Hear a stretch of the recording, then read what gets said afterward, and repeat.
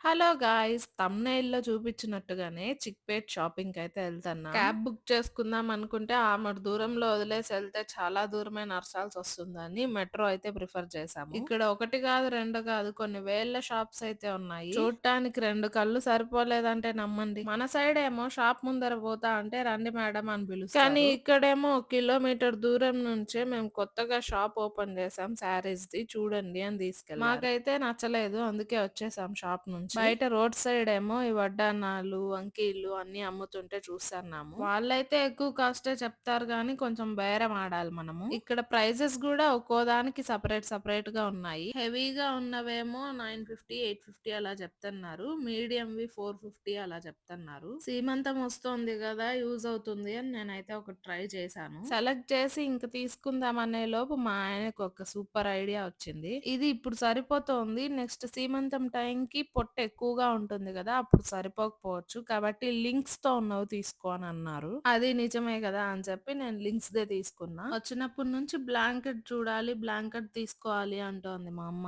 మనకి క్వాలిటీకి తగ్గట్టుగా ప్రైజెస్ ఉన్నాయి వీళ్ళ దగ్గర గూడా. కానీ బెంగుళూరు వచ్చి ఇంత దూరం చిక్‌పేట్ షాపింగ్‌కొచ్చినా గూడా ఒక్కటి మాత్రం గుర్తుపెట్టుకోవాల్సిన విషయం ఏంటంటే, మనం ఇక్కడికొస్తే సరిపోదు. ఒకటి హిందీ అయినా రావాలి లేదా కన్నడ అయినా రావాలి. లేకపోతే చాలా మోసపోతాము.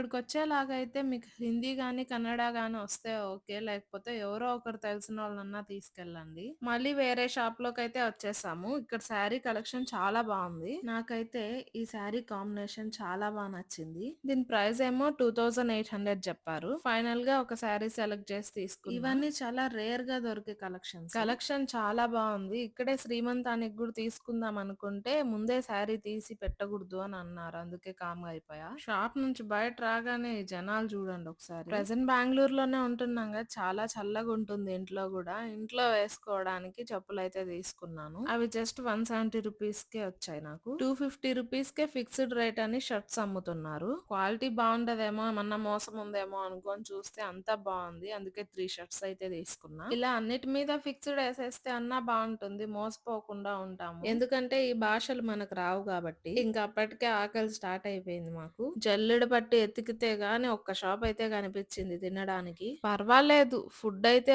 ఓకేగానే ఉంది. కానీ ఆయిల్ ఎయలేదు పోసారు. ఉండే ఫ్యాక్ట్ ఏంటంటే ఆకలి రుచి ఎరగదు కాబట్టి తప్పదు ఏదో ఒకటి తినాలి. బయట ఫుడ్ చాలానే తగ్గిచ్చేసాం మేము. మీకో విషయం చెప్పనా? బెంగుళూరు వచ్చాక అదే పనిగా తిందాము అని చెప్పి మేము బయట వచ్చిందే లేదు. మరి ఇప్పుడు తింటున్నావు కదా అని కామెంట్ చేయకండి. వేరే పని మీద దేనికైనా వచ్చి ఇంక టైం అయిపోయి ఇంటికెళ్ళి చేసుకునే టైం లేనప్పుడు మాత్రమే ఇట్లా ప్రిఫర్ చేస్తాము. ఈ కిచెన్ టవల్స్ ఏమో ఒకటి 10 రూపీస్ అంట. 7 మాత్రమే ఉన్నాయంటే తీసేసుకున్నాము. ఈ బ్యాగ్ చూసారా? జర్నీకి బాగా యూజ్ అవుతుంది. బాగా స్ట్రాంగ్ గా కూడా ఉంది. అందుకే ఒకటి తీసుకున్నాము. దీని ప్రైస్ ఓన్లీ 100 రూపీస్ మాత్రమే.